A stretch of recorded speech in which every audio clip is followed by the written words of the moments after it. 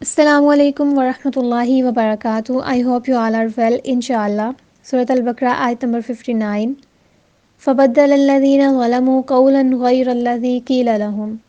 اللہ سبحانہ وتعالیٰ نے ان سے کہا تھا کہ آپ نے بستی میں حتتن کہتے ہوئے داخل ہونا ہے، لیکن فبدل الذین ظلموا، ان لوگوں نے ظلم کیا اور بات کو بدل دیا، اور اس کے علاوہ انہوں نے وہ بات کہی جو کہ اللہ سبحانہ وتعالیٰ نے ان کو منع کیا تھا.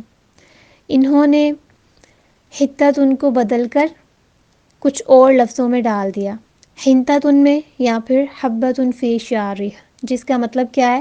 گندم کی بالی. اللہ سبحانہ وتعالیٰ نے ان سے کہا تھا کہ عاجزی کے ساتھ بستی میں داخل ہونا ہے، اور یہ لوگ سورینوں کے بال گھسیٹتے ہوئے داخل ہوئے، یعنی بات کو بھی بدل دیا اور بستی میں داخل ہونے کا انداز بھی انہوں نے بدل دیا. اللہ سبحانہ وتعالیٰ نے کہا تھا کہ شکر گزاری کے ساتھ اندر داخل ہونا ہے، بخشش مانگتے ہوئے داخل ہونا ہے، امید رکھتے ہوئے داخل ہونا ہے، تمہیں کسی چیز کی وہاں کوئی کمی نہیں ہوگی. لیکن انہوں نے وہاں بھی اللہ سبحانہ وتعالیٰ کی نافرمانی کی اور اپنے مزے کے ساتھ جیسے انہوں نے چاہا اس بستی میں داخل ہو گئے. اللہ سبحانہ وتعالیٰ نے ان کو بخشش مانگنے کا حکم دیا تھا، لیکن یہ کیا کہتے ہوئے داخل ہوئے؟ گندم کی بالی، گندم کی بالی، اور عربی میں حبۃ فی شعرہ. تو انہوں نے ہر جگہ پہ اللہ سبحانہ وتعالیٰ کی نافرمانی کی، اور ان کو ہر جگہ پر اللہ سبحانہ وتعالیٰ نے معاف کیا اور اس کے بدلے میں ان کو بہترین نوازا. ان لوگوں کی یہ سرکشی تھی کہ اللہ سبحانہ وتعالیٰ نے کتنا آسان ایک لفظ ان سے کہا تھا، حتتن کہنا ہے بس، لیکن وہ اس کے خلاف گئے، سرینوں کے بل گھسیٹتے ہوئے گئے. سرینوں یعنی کہ the other similar word is کولے، جو ہم اردو میں بولتے ہیں. تو انہوں نے یہاں بھی نافرمانی کی. پھر اس کے بعد فَأَنزَلْنَا عَلَى الَّذِينَ ظَلَمُوا، بس ہم نے ان لوگوں پہ نازل کیا جنہوں نے ظلم کیا تھا. کیا نازل کیا؟ رِجْزًا مِّنَ السَّمَاءِ بِمَا كَانُوا يَفْسُقُونَ. آسمان سے ان کے اوپر اللہ سبحانہ وتعالیٰ نے پھر عذاب نازل کیا، ان کے اوپر طاعون کی بیماری پھیل گئی. لیکن اللہ تعالیٰ نے ان پہ ظلم نہیں کیا، بلکہ ان لوگوں نے خود اپنے اوپر ظلم کیا، اللہ تعالیٰ کی دوبارہ سے نافرمانی کی. اس وجہ سے اللہ سبحانہ وتعالیٰ نے ان کو عذاب دیا. بما کانوا یفسقون، اللہ تعالیٰ کہتے ہیں یہ نافرمان تھے، نافرمانیوں کی وجہ سے ان کے اوپر عذاب آیا تھا. ان کا اخلاق، ان کا کردار، ان کی سوچ، ہر چیز انہوں نے اللہ سبحانہ وتعالیٰ کے خلاف استعمال کی، اور اس کا سارا نقصان انسان کو خود ہوتا ہے. اللہ سبحانہ وتعالیٰ کو کوئی نقصان نہیں پہنچتا. دراصل ان لوگوں نے یہ سمجھ لیا ہوا تھا نا کہ ہم بخشے ہوئے ہیں، ہمیں کچھ نہیں ہو سکتا، ہم اللہ سبحانہ وتعالیٰ کے لاڈلے ہیں. آج اب دیکھیے کیا ہم لوگ بھی یہ نہیں سوچتے؟ ہمارے بہت سارے مسلمان اسی غلط فہمی کا شکار ہیں کہ ہم بخشے جائیں گے، ہم امت محمدیہ ہیں، ہمیں نبی کریم صلی اللہ علیہ وسلم نے بخشوا لینا ہے. اعمال ہمارے ٹکے کے نہیں ہیں، اور وہاں جا کے ہم کیا سوچ رہے ہیں کہ قبر میں بھی نبی کریم صلی اللہ علیہ وسلم ہمارے پاس آ جائیں گے اور وہاں بھی ہمیں بخشوا لیں گے. بھئی آپ کے پاس کیوں آئیں گے نبی کریم صلی اللہ علیہ وسلم؟ آپ نے دنیا میں رہتے ہوئے ان کے لیے کیا ایسا کیا ہے کہ وہ آپ کو قبر میں بچانے کے لیے آئیں گے؟ جس طرح آج ہمارے معاشرے میں یہ چیز بہت عام ہے نا کہ نبی کریم صلی اللہ علیہ وسلم کی وجہ سے ہم بچ جائیں گے. بنی اسرائیل کو بھی اسی طرح کے گمان ہے. وہ کہتے ہیں کہ ہم نبیوں کی اولاد ہیں، ہمیں کون کچھ کہہ سکتا ہے، ہم تو بخشے ہوئے ہیں، ہم تو بچا لیے گئے ہیں، ہم تو لاڈلے ہیں. تو اس طرح کے گمان جو ہیں وہ محض گمان ہے، آپ کو گمراہی میں لے کے جائیں گے. آپ کو کوئی نہیں بچائے گا اللہ تعالیٰ سے سوائے ان لوگوں کے جنہوں نے اچھے اعمال کیے ہوں گے، نبی کریم صلی اللہ علیہ وسلم کی اطاعت کی ہوگی.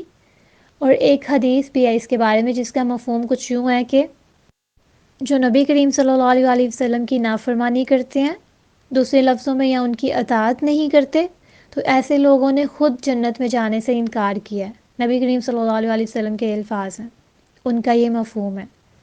نبی صلی اللہ علیہ وسلم نے خود کہا ہے کہ ہر کوئی جنت میں جائے گا سوائے ان کے جنہوں نے خود جنت میں جانے سے انکار کر دیا. صحابہ نے پوچھا کہ جنت میں جانے سے انکار کون کرے گا؟ تو نبی کریم صلی اللہ علیہ وسلم نے کیا فرمایا؟ جو لوگ میری اطاعت نہیں کرتے.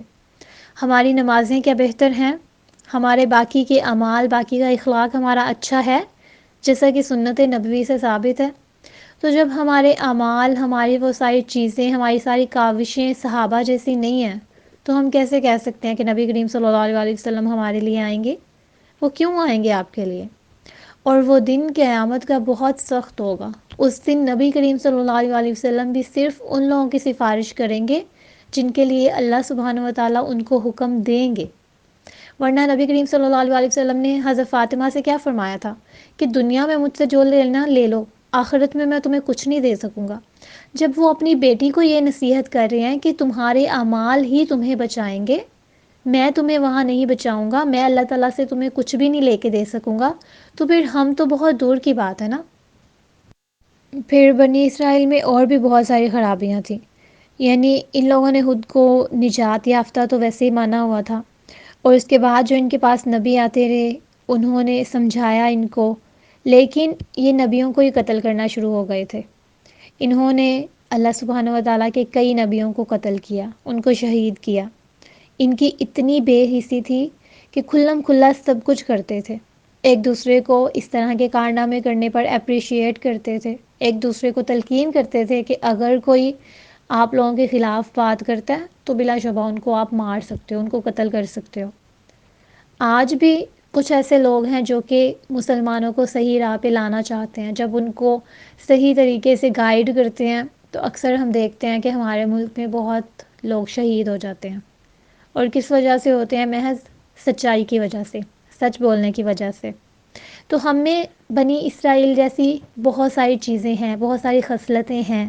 قرآن میں بنی اسرائیل کا ذکر آپ کو بار بار ملتا ہے، صرف اس وجہ سے ان کا ذکر اتنا کیا گیا تاکہ امت محمدیہ ان سے عبرت پکڑے، نصیحت حاصل کرے کہ جو کچھ ان لوگوں نے کیا وہ ہم نے نہیں کرنا، جس طرح ان کے اخلاق میں بگاڑ تھا ہمارا نہیں ہونا چاہیے، جس طرح انہوں نے شرک کیا وہ ہمیں نہیں کرنا۔ اور ہماری نجات کس چیز میں ہے؟ نبی کریم صلی اللہ علیہ وسلم کی پیروی کرنے میں، اپنے اعمال کو خود بہتر بنانے میں۔ اس کے علاوہ کوئی کسی کو کچھ نہیں دے سکتا، کوئی کسی کو نہیں بچائے گا۔ جس طرح بنی اسرائیل اپنے گمان میں مارے گئے، اسی طرح امت محمدیہ کو اپنے اس گمان میں مارے جانے کے لیے نہیں چھوڑا گیا، بلکہ ان کو بتایا گیا ہے کہ نصیحت پکڑو اور ان لوگوں کو جانو، اور ان کو جان کر ان سے عبرت حاصل کر کے اپنے اعمال کو بہتر کرو۔ جزاکم اللہ خیراً۔